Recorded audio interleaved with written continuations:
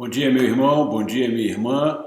Nós estamos de volta aqui hoje, neste primeiro domingo de junho de 2020. Hoje são 7 de junho, né? E nós estamos de volta com a nossa escola bíblica dominical, estudando a vida de Paulo.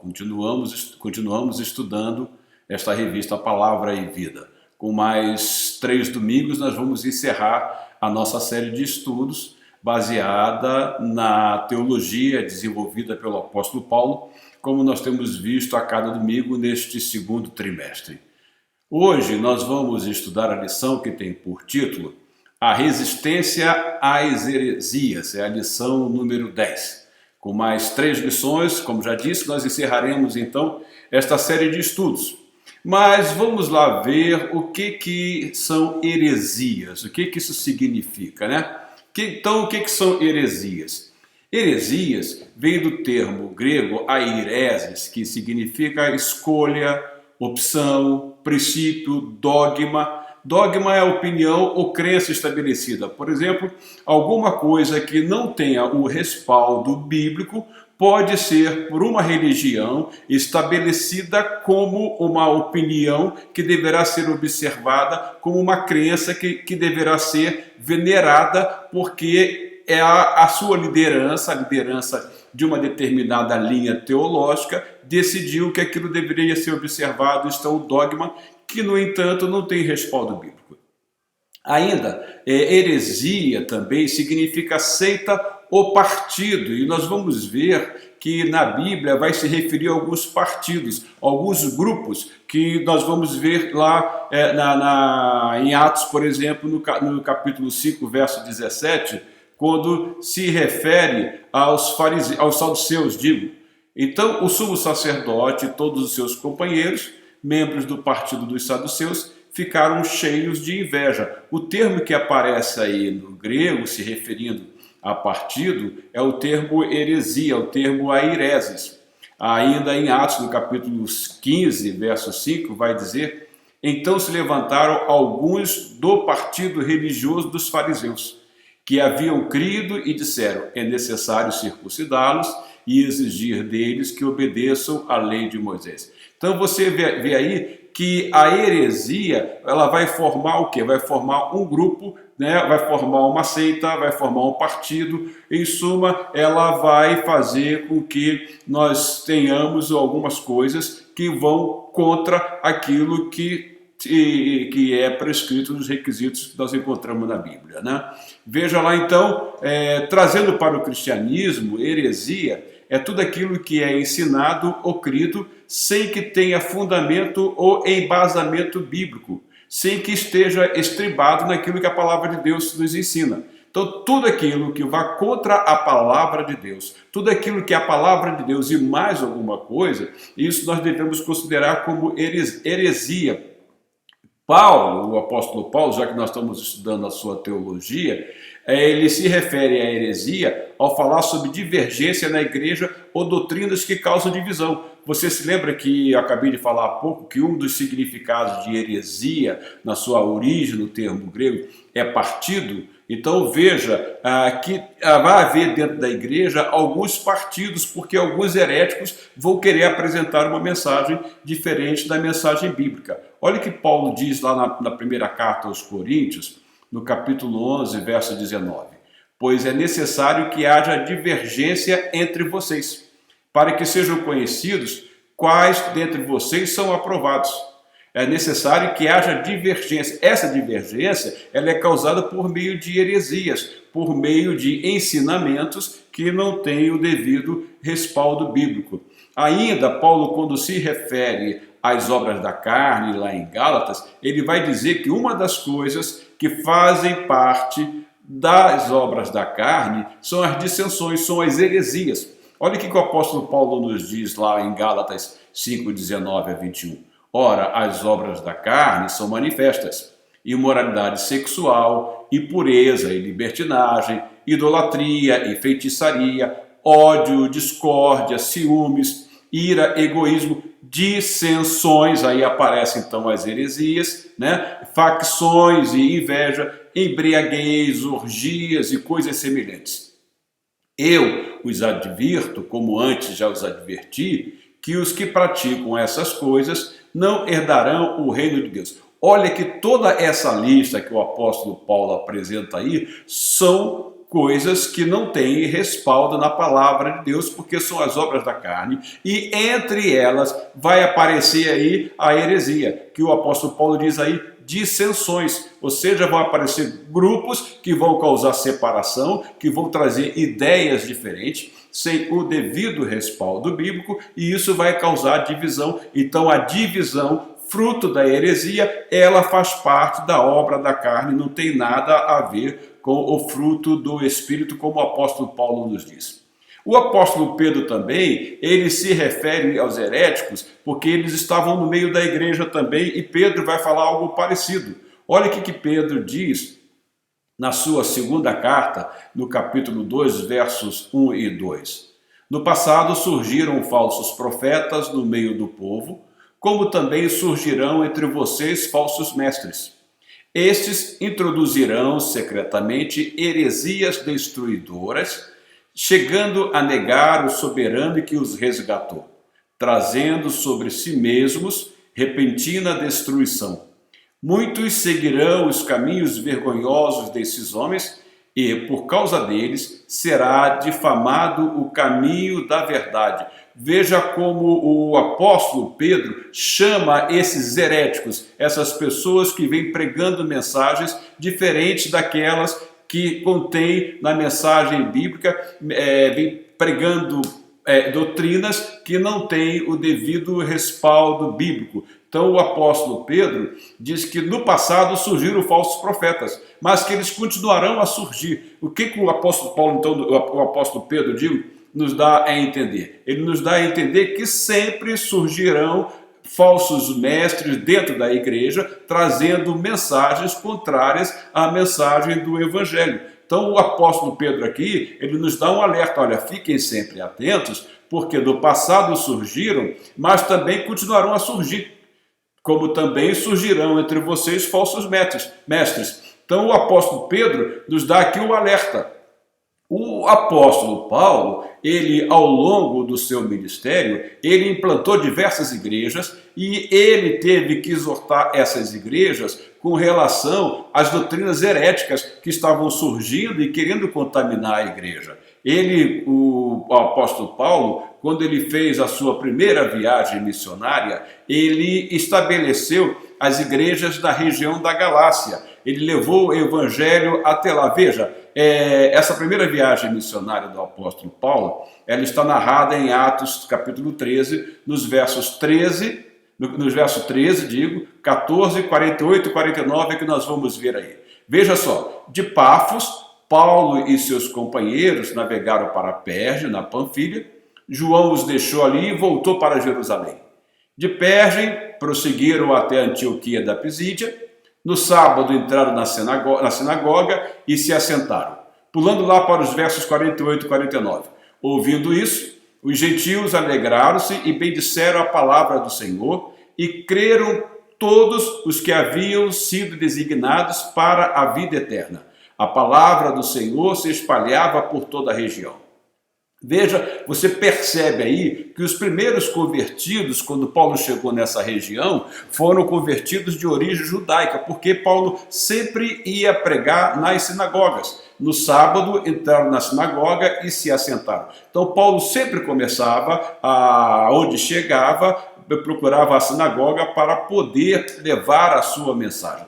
Então, os primeiros convertidos vão ser povos de origem judia, vão ser povos judeus, eles são oriundos do judaísmo. E o que vai ser? Isso vai ser um terreno fértil para que pessoas do próprio judaísmo venham querer trazer para dentro da igreja, que estava começando, mensagens heréticas. Vejamos lá ainda, continuamos.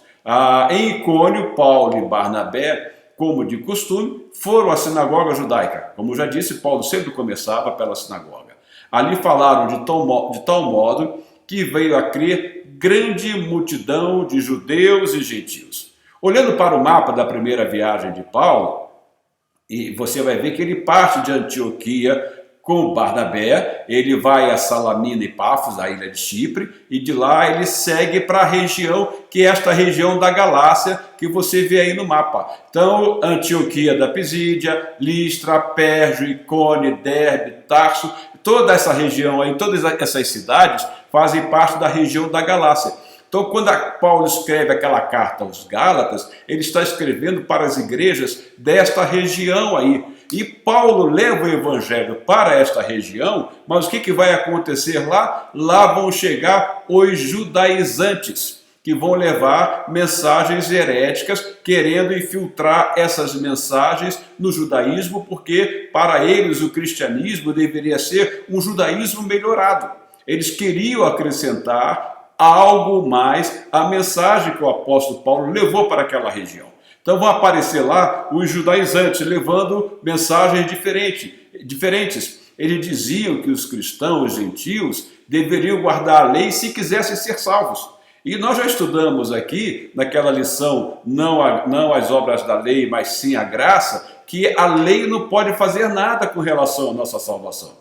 E a mensagem que o apóstolo Paulo levava era uma mensagem totalmente cristocêntrica. Ou seja, Paulo dizia nas suas pregações que somente em Cristo Jesus há que há salvação, porque por meio dele é que nós fomos justificados, por meio dele que nós fomos reconciliados com Deus. Mas os judaizantes vão chegar lá e querendo acrescentar algo mais à mensagem do evangelho pregada pelo apóstolo Paulo. E isso vai fazer com que o apóstolo Paulo escreva a sua carta aos Gálatas para chamá-los à atenção, para exortá-los ou até mesmo para repreendê-los, porque eles se deixaram levar por aquelas doutrinas que não tinham embasamento algum com o evangelho que eles tinham ouvido do apóstolo Paulo. Então, o que o apóstolo Paulo fala para eles lá na carta aos Gálatas, no capítulo 1, versos 6 e 7? Olha lá. Admiro-me de que vocês estejam abandonando tão rapidamente aquele que os chamou pela graça de Cristo para seguirem outro evangelho que na realidade não é o evangelho.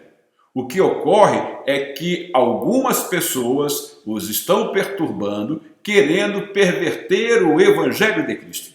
Este é o objetivo da heresia. A heresia sempre vai querer perverter o evangelho, sempre vai querer colocar alguma coisa a mais ao evangelho. E Paulo então fica admirado por que vocês tão rápido abandonaram aquele que os chamou pela graça de Cristo. Por que vocês tão rapidamente abandonaram a mensagem que Deus lhes deu, que é a graça de Cristo que eu preguei para vocês? Por que vocês estão se deixando iludir por esses que estão aí levando uma mensagem nociva? E Paulo então vai trabalhar com eles ao longo da carta dos Gálatas desta maneira. O que aconteceu? Alguns judeus convertidos ao cristianismo, eles partiram de Jerusalém para disseminar as suas heresias no meio da igreja incipiente, da igreja que estava começando. A igreja era muito nova. E Paulo então vai ter um cuidado muito grande com a doutrina, visando a dar base doutrinária às igrejas para que ela permanecesse no genuíno evangelho.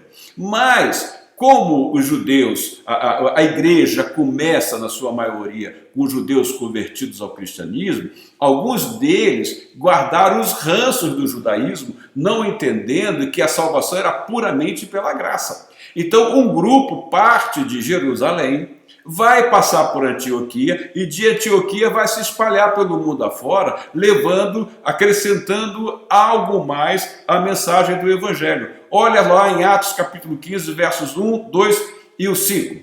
Alguns homens desceram da Judéia para Antioquia e passaram a ensinar aos irmãos. Veja o que eles estavam ensinando. Se vocês não forem circuncidados, conforme o costume ensinado por Moisés, não poderão ser salvos. Isso levou Paulo e Barnabé a uma grande contenda e discussão com eles, porque eles queriam acrescentar algo ao evangelho. Assim, Paulo e Barnabé foram designados juntamente com outros para irem a Jerusalém tratar dessa questão com os apóstolos e com os presbíteros.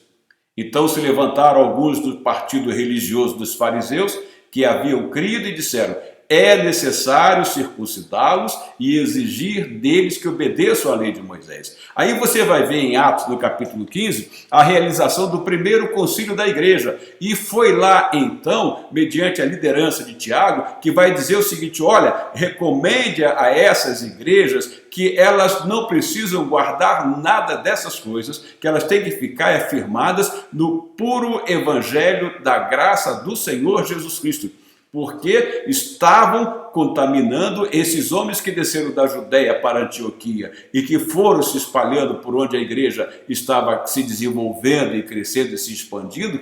Eles estavam levando mensagens de origem mosaica. Eles queriam que a lei fosse observada, porque eles acreditavam que era necessária também a observância à lei para a salvação. E o apóstolo Paulo vai deixar muito bem claro: olha, a salvação é puramente pela graça de Deus. Qualquer outra mensagem que for pregada diferente da graça de Deus, qualquer outra mensagem que acrescentar algo mais à graça de Deus, é uma mensagem herética, é heresia pura. Então, as igrejas da Galácia, elas haviam sido invadidas pelos falsos mestres judaizantes. O que eles queriam fazer? Eles queriam anexar a mensagem do Evangelho à lei mosaica e seus ritos, seus sacrifícios, suas observâncias, seus rituais, sua liturgia. E Paulo vai dizer para eles: não, não, não, não. É pela graça. E Gálatas, eu estou admirado como vocês rapidamente abandonaram a graça e se deixaram se contaminar. Para eles, para esses judaizantes, Moisés seria um complemento à obra de Cristo. E, como nós já vimos aqui, a lei nada pode fazer. Somente Cristo, tudo foi consumado em Cristo. Qual era a ideia desses judaizantes? A ideia deles era transformar o cristianismo em um judaísmo melhorado. Na realidade, o que eles queriam fazer era se manter presos àquelas origens da lei mosaica e transformar o cristianismo em uma seita do judaísmo. Mas Paulo, continuando, escrevendo aos Gálatas, ainda no capítulo 1, como nós já falamos, no verso 8 e 9, ele vai dizer o seguinte: olha o alerta que Paulo dá: mas ainda que nós, ou um anjo do céu, pregue um evangelho diferente daquele que lhes pregamos, que seja amaldiçoado. Algumas versões dizem que seja anátema. Como já dissemos, agora repito: se alguém lhes anuncia o evangelho diferente daqueles que já receberam, que seja amaldiçoado. Todo aquele que está levando uma mensagem diferente do evangelho, e isso acontece ainda hoje, são pessoas amaldiçoadas que querem contaminar a igreja do Senhor, tentando desviá-la dos princípios bíblicos. É esse que é o objetivo das heresias. Paulo vai deixar então bem claro para eles o seguinte: olha, eu não recebi o evangelho que eu prego de qualquer um, não. Paulo vai dizer o seguinte: ele vai dizer que recebeu o evangelho por revelação do Senhor. É isso que ele continua dizendo aos Gálatas. Olha a preocupação que ele estava com as igrejas da Galácia. A influência herética foi tão grande que Paulo gasta bastante tempo explicando a eles isso. Irmãos, quero que saibam que o evangelho por mim anunciado não é de origem humana. Não o recebi de pessoa alguma, nem me foi ele ensinado. Pelo contrário, eu o recebi de Jesus Cristo por revelação. Paulo estava pregando aquilo que ele tinha recebido diretamente do Senhor Jesus. Observe que Paulo, quando está escrevendo aos Gálatas, observe bem isso, ainda não estavam escritos o Evangelho de Mateus, ainda não estava escrito o Evangelho de Marcos, ainda não estava escrito o Evangelho de Lucas, e muito menos o Evangelho de João, que foi escrito lá por volta dos anos 90. E Paulo, quando está escrevendo as igrejas da Galácia, Paulo está escrevendo essa carta aos Gálatas por volta do ano 49 depois de Cristo. É por isso que ele diz: olha, o evangelho que eu estou pregando a vocês, eu recebi diretamente do Senhor Jesus Cristo. Eu recebi por revelação do Senhor. Então, estou lhes pregando uma mensagem que é genuína, recebida diretamente daquele que morreu na cruz por nós, daquele que é a graça de Deus. E como vocês agora estão abandonando a graça e dando ouvido a essas mensagens judaizantes, a essas mensagens heréticas, a essa mensagem que não tem nada a ver com o evangelho que vocês ouviram de mim. Então, como eu disse há pouco, a ideia desses judaizantes, desses heréticos que saíram de Jerusalém e passam por Antioquia e vão pelo mundo de então, levando mensagens judaizantes, levando a lei como acréscimo, como penduricalho ao evangelho, o objetivo desses judaizantes era transformar o cristianismo em uma seita do judaísmo. Paulo então vai dizer às igrejas da Galácia que o evangelho de Cristo não necessita de anexo algum, não precisa de penduricalho algum. Paulo vai dizer o quê? Para ele, a obra de Cristo mais alguma coisa? Paulo responde, não, Cristo basta, somente em Jesus é que nós temos a mensagem genuína de restauração do homem, a comunhão com Deus, somente por meio do evangelho de Cristo é que nós temos a mensagem de reconciliação, de justificação. Esta é a mensagem que eu estou pregando para vocês. Mas preste bem atenção, a lição que nós estamos estudando hoje sobre a resistência às heresias, ela é extremamente atual, pois ainda hoje há judaizantes no meio evangélico. Mais à frente eu vou falar alguma coisa sobre isso, mas Paulo está nos alertando, olha, Cristo basta, nada mais. A obra de Cristo mais alguma coisa? Não, somente Cristo e nada mais. Veja lá, então não são mais necessários sacrifícios e rituais requeridos pela lei. Nós fomos reconciliados com Deus por meio de Jesus Cristo, por meio de quem a graça foi revelada. Então veja só, somente Cristo, porque Jesus fez tudo aquilo que era necessário. A obra de Cristo foi completa e consumada na cruz. O que João lá, nós vamos encontrar em João, o relato dele no seu evangelho, no capítulo 19, verso 30. Tendo-o provado, Jesus disse, está consumado, não tem que se fazer mais nada. Com isso, curvou a cabeça e entregou o Espírito. Ou seja, com a morte de Cristo na cruz, foi consumado o plano da salvação. Não há necessidade de nenhum outro acréscimo. Somente Cristo é que basta. É isso que Paulo está explicando às igrejas da Galácia. Jesus consumou toda a obra na cruz do Calvário. O apóstolo Paulo, então, ele exorta os Gálatas para que eles voltem ao Evangelho. Eu acho que tem alguma coisa parecida com os dias de hoje. Parece que o apóstolo Paulo está dizendo isso hoje. Olha, voltem ao Evangelho. Há judaizantes no meio de vocês aí. Então ele vai dizer lá, no capítulo 1, versos 6 e 7, que nós lemos há pouco, admiro-me de que vocês estejam abandonando tão rapidamente aquele que os chamou pela graça de Cristo para seguirem outro evangelho, que na realidade não é o evangelho. O que ocorre é que algumas pessoas os estão perturbando, querendo perverter o evangelho. Então, abandone esses ensinamentos dessas algumas pessoas que apareceram aí no meio de vocês e volte ao evangelho, o evangelho que eu lhes preguei, o evangelho que eu recebi por revelação direta do Senhor Jesus Cristo. Por quê? Porque a igreja estava sendo contaminada por heresias. Outra grande heresia também, além dessa dos judaizantes, que tentou contaminar a igreja, foi o gnosticismo. O gnosticismo, aliás, ele já estava entranhado no judaísmo. O que é gnosticismo? É uma mistura de filosofia de origem lá do Egito, de origem da Babilônia, é uma mistura de filosofia platônica, é uma mistura de judaísmo que vai penetrar na igreja, que vai contaminar a igreja, e isso vai fazer com que os apóstolos se levantem para lutar contra isso. Porque que eles diziam? O gnosticismo, na realidade, era um secretismo de filosofias, como já falei, vinda do Egito, vinda da Babilônia, a filosofia platônica, a filosofia grega, e com religião, que acabou se misturando ao cristianismo.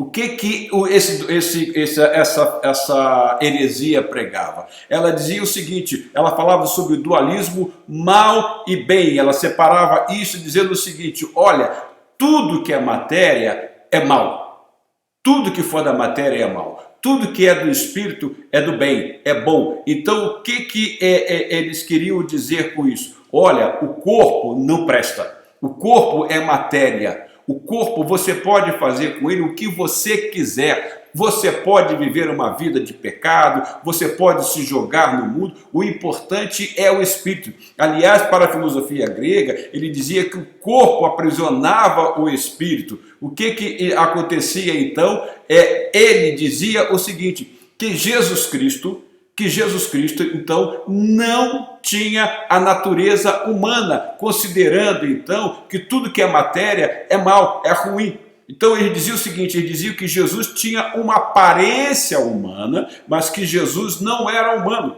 Daí surge, então, o docetismo, que vem de dokei, que significa em grego parecer. Jesus tinha uma aparência humana, mas Jesus não era humano. Um outro líder gnóstico, ele fazia a distinção entre Jesus e Cristo, entre Jesus humano e o Cristo divino. Segundo Xerinto, quem morreu na cruz não foi Cristo, foi Jesus. Veja o que ele dizia. Ele dizia o seguinte, que no ato do batismo de Jesus, Cristo veio sobre ele e ficou com Jesus até um pouco antes da sua morte na cruz. No momento da morte da cruz, o Cristo se separa de Jesus e, na realidade, quem vai morrer na cruz é Jesus e Cristo, nessa separação, pouco antes da morte na cruz, Cristo, então, volta para o céu, que é a sua ascensão. E veja só, a Bíblia nos deixa muito bem claro que Jesus Cristo é o Emanuel, Deus conosco, que se fez homem e veio habitar entre nós. Nós já vimos e já estudamos que Jesus tinha as duas naturezas, a natureza humana e a natureza divina. Então, o que eles queriam dizer? O seguinte, Xerinto, este líder, Cristo vem sobre Jesus no momento do batismo e pouco antes da morte na cruz, Cristo abandona Jesus e quem morre na cruz é somente Jesus. Mas veja só o que os anjos disseram por ocasião do nascimento de Jesus. Olha o que ele disse. Eles disseram, hoje na cidade de Davi lhes nasceu o Salvador, que é Cristo o Senhor. Então, Cristo nasceu. Cristo se fez homem, veio habitar entre nós. Cristo é o Messias, é o ungido. E a mensagem do anjo é, nasceu o Cristo, não o que Cristo iria surgir mais tarde no momento do batismo. Jesus, o Cristo, Jesus, o ungido, foi este que morreu na cruz. Jesus, o Cristo.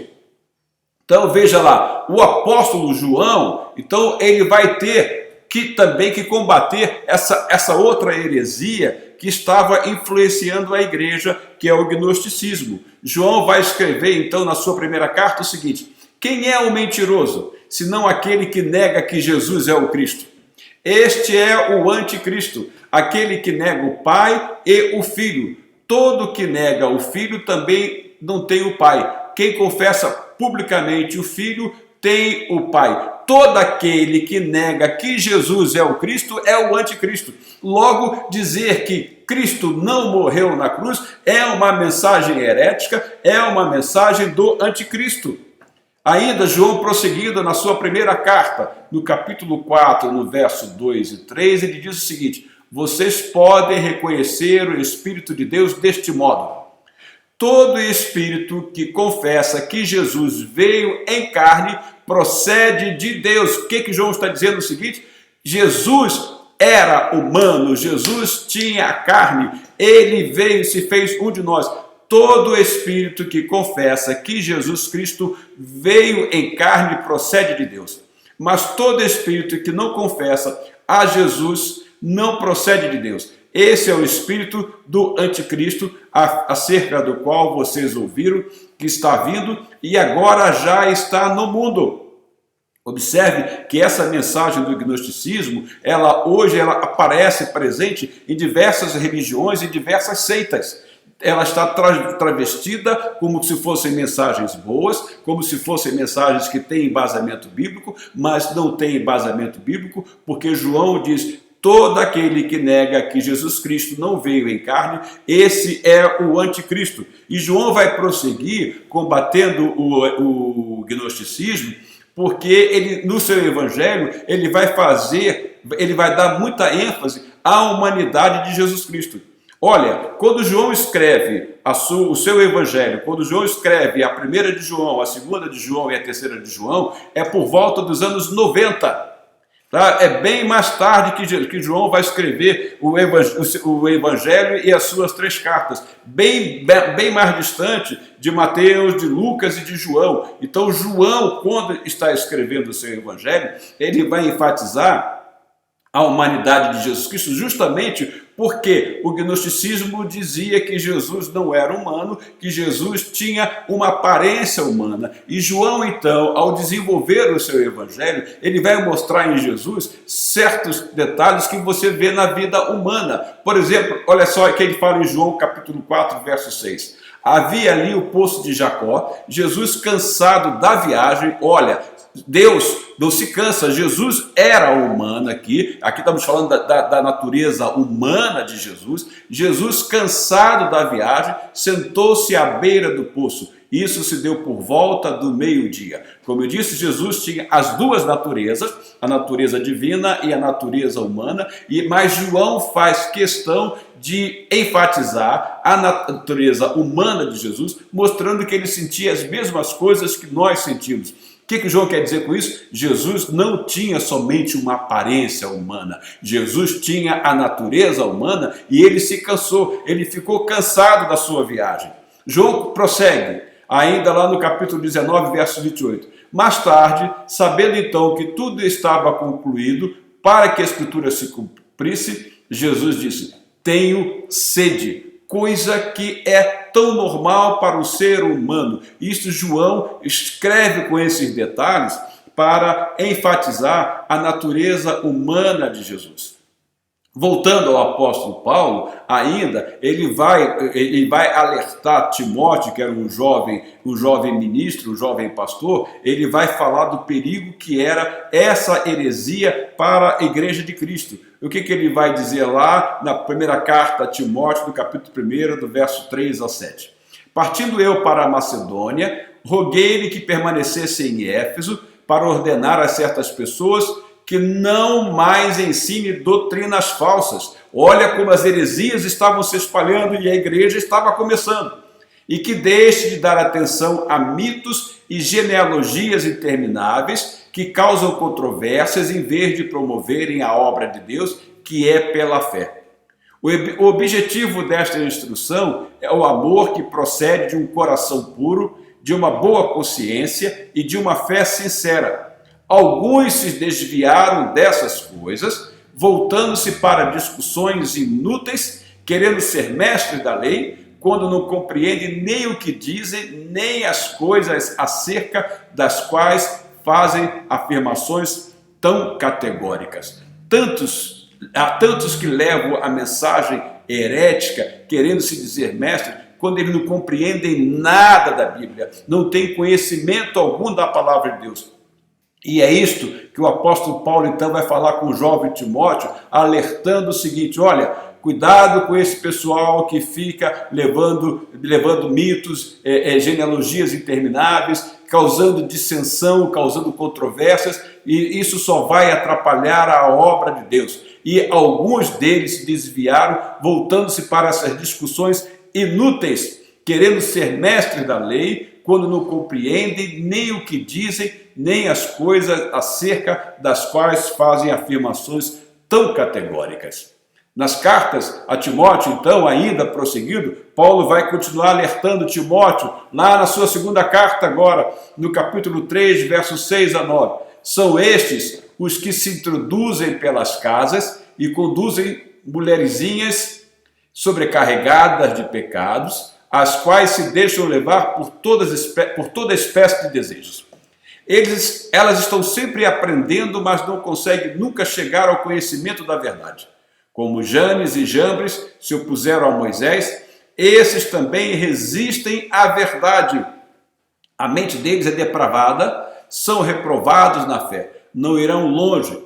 Porém, como no caso daqueles, a sua insensatez se tornará evidente a todos. Todos aqueles que estão levando mensagens heréticas, mensagens que não têm respaldo bíblico, um dado momento, a insensatez dele, a ignorância deles vai aflorar e eles vão se tornar evidentes no meio do arraial do povo de Deus. Ainda, a heresia. Outra coisa que a heresia do gnosticismo fazia era invalidar a morte de Cristo na cruz, como eu falei, porque Cerito dizia que pouco antes da morte de Cristo na cruz, eles deixam somente Jesus na cruz e o Cristo se separa e volta para o céu, volta para a glória, que é a ascensão. Então, a heresia do gnosticismo, ela invalida a morte de Cristo na cruz. No entanto, Paulo deixa bem claro que sem a cruz de Cristo nada teria valor. Se Jesus Cristo, ou se Jesus o Cristo, ou seja, se Jesus o Messias, se Jesus o ungido, se Jesus não tivesse morrido naquela cruz, o Messias, Jesus o Cristo, nada teria valor. Por isso que Paulo diz, olha, quanto a mim, que eu jamais me glorie, a não ser na cruz de nosso Senhor Jesus Cristo. Veja, aqui eu jamais me glorie a não ser na cruz de nosso Senhor Jesus Cristo, por meio do qual o mundo foi crucificado para mim e eu para o mundo. De nada vale ser circuncidado ou não, de nada vale essa heresia que os judaizantes estão querendo impor a vocês, que pratiquem a circuncisão, que pratiquem os ritos da lei mosaica. O que importa é ser uma nova criatura, e uma nova criatura, ela só se torna nova criatura quando transformada pelo evangelho genuíno de Jesus Cristo. Aí ele prossegue: paz e misericórdia estejam sobre todos os que andam conforme essa regra, e também sobre o Israel de Deus. Sem mais, que ninguém me perturbe, pois trago em meu corpo as marcas de Jesus. Irmãos, que a graça de nosso Senhor Jesus Cristo seja com o espírito de vocês. Amém. Gálatas 6, 14 a 18. Esses enganadores que estavam levando essas mensagens heréticas no meio da igreja, eles estavam ganhando muitos adeptos, porque para eles era tudo permitido, já que se eu posso viver uma vida, considerando que eu tenho salvação, mas eu posso deixar a vida me levar, vida leva eu, poxa, então isso é uma mensagem boa, confortável, eu não preciso ficar preocupado com esta vida que eu tenho que ter, que é uma vida que, segundo os requisitos da palavra de Deus, é uma vida que requer de nós santificação. Mas se tem uma mensagem que é muito mais suave, por que eu vou ficar me preocupando com uma vida de santidade, já que, de acordo com a mensagem de heresia do gnosticismo, a matéria é má e tudo aquilo que é do Espírito é bom, então eu posso fazer o que eu quiser fazer, porque pelo Espírito eu estou tranquilo. Mas aí o que vai dizer lá Pedro também, que vai lutar contra esse pessoal da heresia? Olha o que ele diz na sua segunda carta, no capítulo 2, versos 2 e 3. Muitos seguirão os caminhos vergonhosos desses homens, e por causa deles será difamado o caminho da verdade. Quanto estrago tem trazido à igreja de Deus, heresias que têm sido disseminada entre o povo de Deus. Prosseguindo, Pedro diz lá: em sua cobiça, tais mestres os explorarão com histórias que inventaram.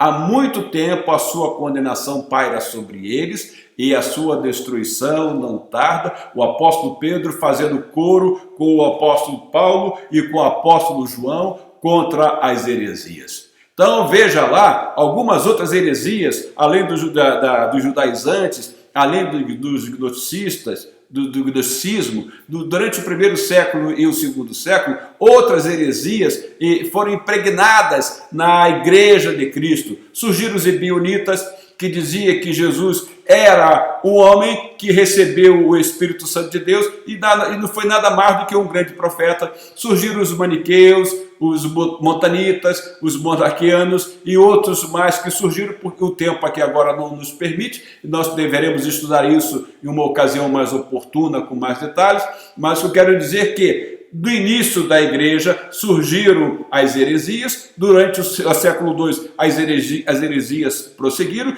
e elas continuam, elas estão presentes aí hoje. Nós temos no meio da igreja heresias que estão bem claras, bem patentes para todos nós, mas nós já vimos que a palavra de Deus nos diz que no passado surgiram e que eles continuarão a surgir. Então o que nos resta? Nos resta estar respaldados, estribados na palavra de Deus, para que nós não sejamos levados por qualquer vento de doutrina, por qualquer ensino que não tenha a ver com o evangelho genuíno do Senhor Jesus Cristo. Vê se você já viu alguma coisa dessas na igreja de hoje. Olha, nós temos igrejas que estão começando hoje o culto, só começam o culto depois que tem o toque do chofar. É comum hoje você ver a bandeira de Israel ou à direita da tribuna na igreja ou sob o púlpito da igreja. Estão confundindo o Israel-Estado com o Israel de Deus. É comum você ver na decoração da igreja, dos púlpitos, das plataformas, a presença do menorá. É comum hoje você ver no meio da igreja evangélica a celebração das festas judaicas, celebração de festa das primícias, celebração das festas de Pentecostes, celebração das festas das trombetas, celebração da festa da expiação, celebração da festa dos tabernáculos. Tudo isso coisas lá do Antigo Testamento, da lei mosaica, que estão sendo introduzidas dentro do culto da Igreja de Cristo hoje. Então, heresias não foram só coisas do passado. As heresias estão presentes aí e cabe-nos ficar com os olhos bem abertos e confrontar tudo de acordo com a palavra de Deus. Outra coisa que você vai ver hoje em dia: rosa ungida, fronha ungida, lençol ungido, semente ungida, todas essas sortes de heresias estão contaminando a igreja de Cristo. É por isso que temos que ficar atentos ao evangelho genuíno da graça do Senhor Jesus Cristo. Uma outra heresia que está presente aí, não satisfeitos com a graça, agora foi criado o termo a hipergraça. O que é a hipergraça? A hipergraça é o seguinte: olha, não se prega mais pecado na igreja. Tá? O pecado Jesus levou sobre a cruz, não há mais pecado, não há necessidade de falar sobre pecado. Consequentemente, por que falar de arrependimento? Nem pensar. A graça cobre tudo. Estão barateando a graça de Deus que foi revelada em Cristo Jesus. A graça pode tudo. Olha, sabe o que eles dizem? Eles dizem o seguinte: tudo eles podem naquele que os fortalece. Porque eles estão vivendo debaixo da hipergraça. Não se fala em pecado, não se fala em arrependimento. Viva a vida como você quiser viver, porque a igreja não passa de um clube.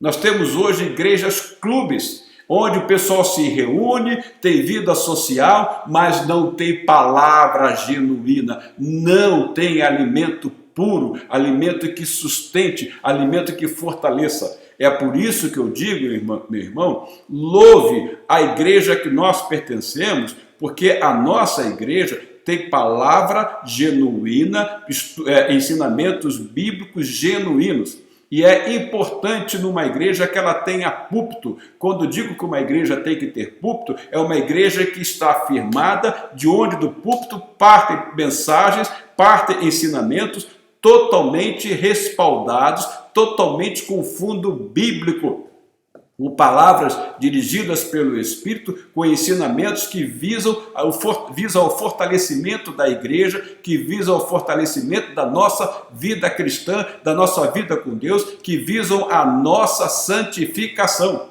Porque a hipergraça está dizendo o seguinte: viva do jeito que você quiser viver. Leve a vida do jeito que você quiser viver. Deixa a vida me levar, vida leva eu, diz a letra daquela música popular que nós conhecemos. É desta maneira que a hipergraça está vivendo. A vida está levando, tudo a graça cobre, a hipergraça está aí, nós estamos garantidos pela hipergraça. Esta é a mensagem dos pregadores modernos que nós estamos vendo hoje em dia. Pregadores que pregam aquilo que a sua audiência quer ouvir. Não são pregadores preocupados com a mensagem contida na palavra de Deus. São pregadores que pregam como levavam aqueles falsos profetas lá de Judá no tempo de Jeremias, aqueles profetas que levavam as mensagens como se fossem da parte de Deus, mas as mensagens que eles queriam ouvir. Quando Jeremias chega com mensagens de exortação, quando Jeremias fica dizendo, olha, o Senhor irá puni-los, olha, vocês vão pagar pelo pecado de vocês, Jeremias foi perseguido, Jeremias foi preso, Jeremias foi jogado num poço cheio de lama, porque Jeremias pregava a mensagem genuína que o Senhor lhe havia mandado falar, mas o povo não lhe dava ouvido, o povo queria ouvir aquelas mensagens açucaradas, aquela mensagem que os enganava, aquela mensagem que os iludia. Aí, trazendo isso para hoje, esses querem ouvir esta mensagem da hipergraça. Tudo é coberto pela graça, eu posso fazer o que eu quiser fazer, porque a graça cobre tudo. Sabe o que é isso? Isto é baratear a graça de Deus, é não valorizar a graça de Deus que custou o sangue do Senhor Jesus Cristo, que foi derramado na cruz do Calvário.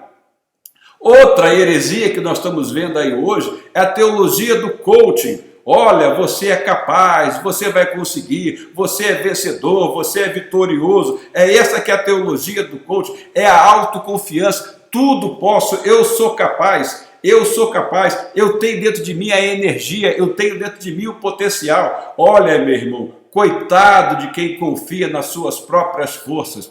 Nós dependemos do Senhor, nós somos dependentes da misericórdia do Senhor, mas a teologia do coach não prega isso não. Ela diz, olha, você é capaz, desenvolva o seu potencial, tá? É sempre assim, olha, eu vou vencer, eu vou conquistar. Observe só, no meio de alguns cultos, como são as letras dos hinos que são cantados lá. São só hinos que diz, eu vou vencer, eu vou conseguir, eu vou conquistar, eu sou vitorioso, eu vou alcançar, eu vou ter uma vida de realizações, só vitória, só conquista, nada de derrota, nada de provação, nada de sofrimento, nada de vida que vai me levar a uma vida aos pés do Senhor de oração, pedindo ao Senhor graça para que eu possa vencer a luta, para que eu possa passar pelas dificuldades. Não, não, não, não. Olha, você é capaz, você consegue, você é vencedor. Veja, presta atenção numa outra coisa. Geralmente essas mensagens de autoconfiança que são pregadas por esses pregadores modernos, estão todas elas baseadas totalmente no Antigo Testamento, nas guerras, nas lutas, e com isso trazem de lá ensinamentos dizendo a você o seguinte, você vai vencer, você é vitorioso, todo lugar que você colocar a planta dos seus pés será seu, porque tira o texto do seu contexto para desenvolver uma doutrina que é totalmente herética. Vai dizer a você o seguinte, olha, você nunca será cauda, você é cabeça. Você sempre terá a vitória, você nunca vai passar por momentos de dificuldade, você nunca vai passar por momentos de lutas. Não, você vai sempre vencer.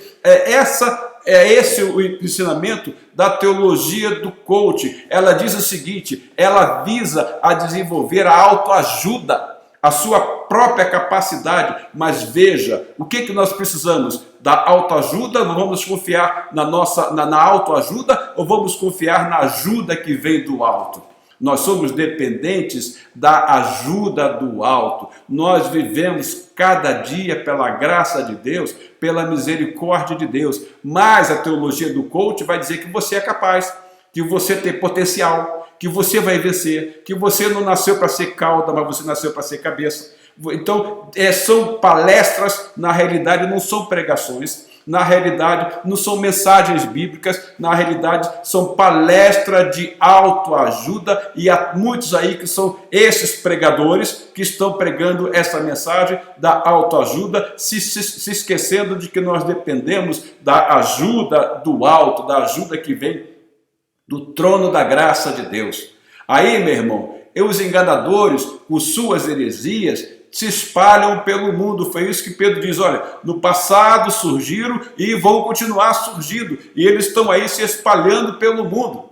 Veja lá 2 de João, capítulo 1, versos 7 e 10. De fato, muitos enganadores têm saído pelo mundo, os quais não confessam que Jesus Cristo vem em corpo, tal é o enganador e o anticristo.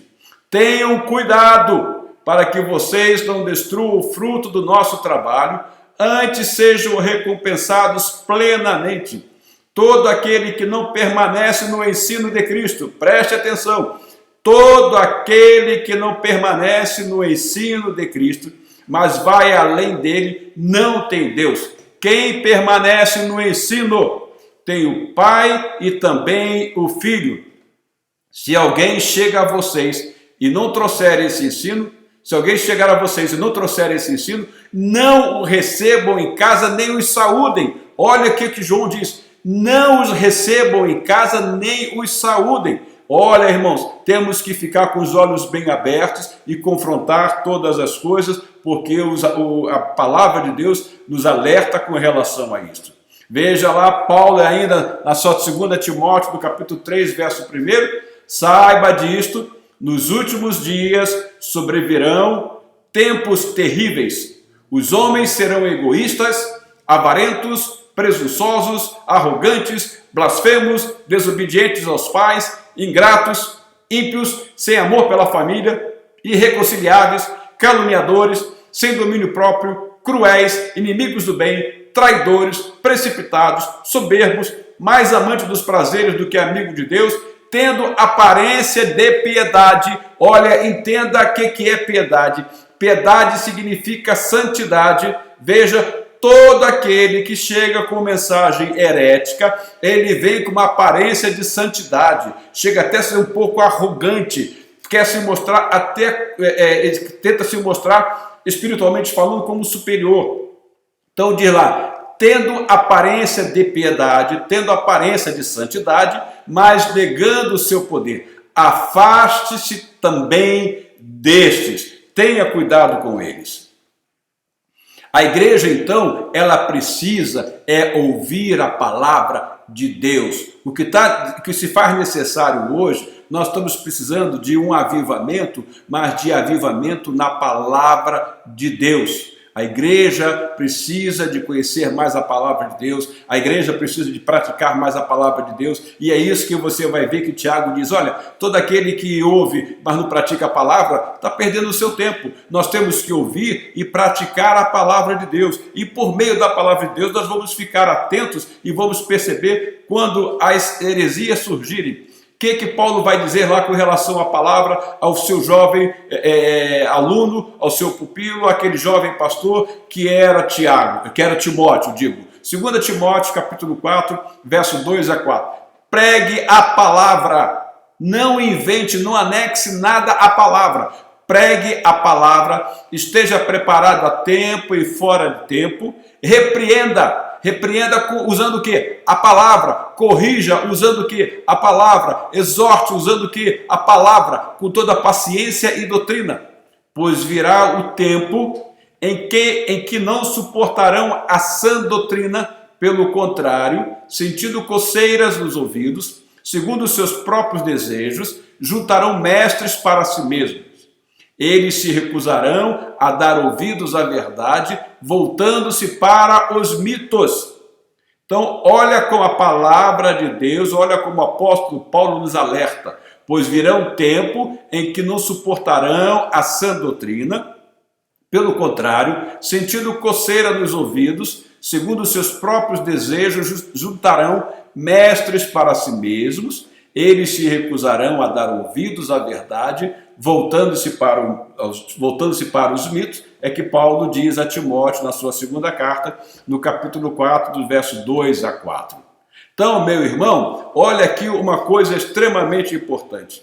Paulo, quando ele saiu pregando o evangelho na sua segunda viagem missionária, ele foi para Tessalônica, ele pregou em Tessalônica, e de Tessalônica ele depois segue para Bereia. Olha qual foi a diferença entre aqueles que ouviram a palavra que Paulo pregou lá em Tessalônica para aqueles que ouviram a palavra que Paulo pregou lá em Bereia. Olha aqui que Atos, no capítulo 17, verso 10 e 11 nos diz. Logo que anoiteceu, os irmãos enviaram Paulo e Silas para Bereia. Chegando ali, eles foram à sinagoga judaica. Paulo sempre começava pela sinagoga. Ele era expulso depois, ele era jogado para fora, mas ele sempre procurava a sinagoga.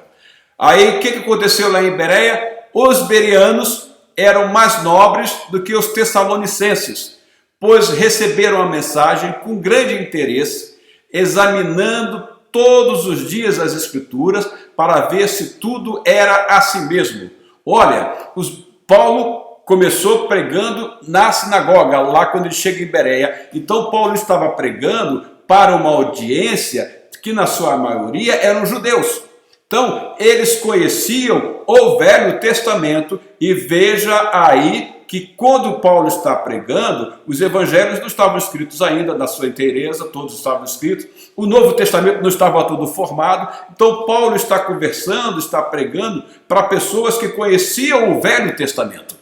E Paulo vai, por meio da sua mensagem, por meio do seu evangelho, fazer a sua audiência ver que o que ele estava pregando estava contido também no Velho Testamento, ou seja, que a mensagem salvadora da graça, ela tinha a sua origem lá no Velho Testamento. Então Paulo está pregando o evangelho para alguém que conhecia as Escrituras.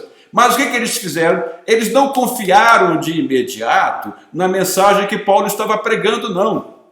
À medida que Paulo ia pregando e ensinando, eles iam conferindo nas Escrituras para ver se aquilo de fato batia com os ensinamentos, com aquilo que constava nas Escrituras. Hoje em dia não deve ser diferente. Nós não podemos ouvir as mensagens que estão sendo levadas, que estão sendo pregadas, sem que nós as confrontemos com a palavra de Deus. Somente desta maneira, confrontando as mensagens que nós estamos ouvindo com aquilo que está constante na palavra de Deus, é que nós estaremos blindados contra as heresias. A única forma de resistir então às heresias, tá? Que é onde nós temos o título da nossa lição de hoje, é confrontando todo e qualquer ensinamento que nos forem levados, confrontando-os com a palavra de Deus. Logo que anoiteceu, os irmãos enviaram Paulo e Silas para Bereia. Chegando ali, eles foram à sinagoga judaica. Os bereanos eram mais nobres do que os tessalonicenses, pois receberam a mensagem com grande interesse, examinando todos os dias as Escrituras para ver se tudo era assim mesmo. Atos, capítulo 17, verso 10 a 11. Meus irmãos, o que nos resta então é observar a palavra de Deus. Lá em Oséias, se não me engano é capítulo 2, diz assim: o meu povo perece por falta de conhecimento. Nós precisamos de mais contato com a palavra de Deus. As heresias estão sendo disseminadas, nós temos que ficar alertas, nós temos que continuar firmados na palavra de Deus e louvando a Deus por pertencermos a uma igreja que prega aquilo que está na palavra de Deus, uma igreja que nos alimenta com ensinamentos sadios, com ensinamentos que vão fortalecer a nossa vida, porque são ensinamentos que estão baseados na palavra de Deus. Então o que nós temos que fazer é continuar observando todas as coisas de acordo com a palavra de Deus. Não podemos aceitar os modismos que estão que estão comuns hoje no meio da igreja, coisas que não têm respaldo algum com a palavra de Deus, coisas que são penduricalhos colocados à mensagem genuína do Evangelho, aquele Evangelho que Paulo diz que recebeu por revelação direta do Senhor Jesus Cristo.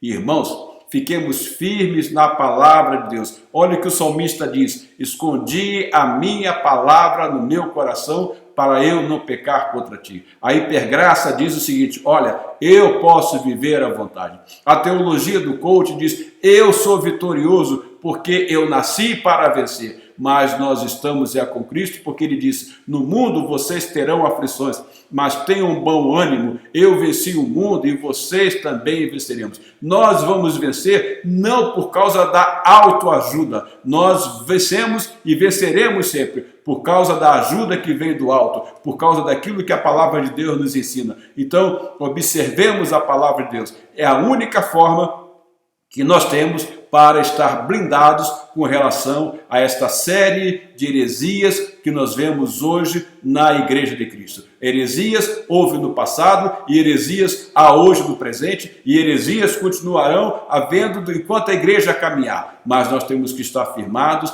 na palavra do Senhor. Lâmpada para os meus pés é a tua palavra e luz para os meus caminhos. Meu irmão, tenha uma semana muito abençoada. Domingo que vem estaremos de volta aqui. Que o Senhor nos abençoe a todos. Fique na paz do Senhor. Um grande abraço para você, meu irmão. Um grande abraço para você, minha irmã. E até o nosso próximo encontro. Fica com Deus. Que Deus nos abençoe. Amém.